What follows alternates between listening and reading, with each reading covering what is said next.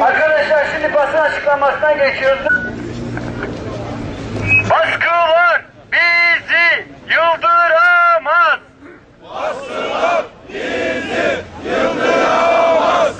Baskılar bizi yıldıramaz. Doğalgaz, elektrik ve akaryakıtın yanı sıra temel tüketim maddelerine toplamda %30'u aşan oranlarda zam yapılırken kamu emekçilerinin maaşları yüzdelik zamlarla artırılmıştır.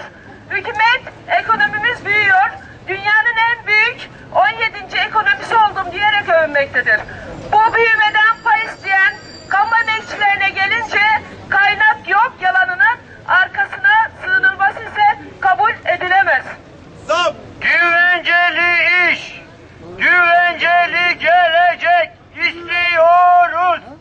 Güvenceli iş, güvenceli gelecek istiyoruz. Güvenceli iş, güvenceli gelecek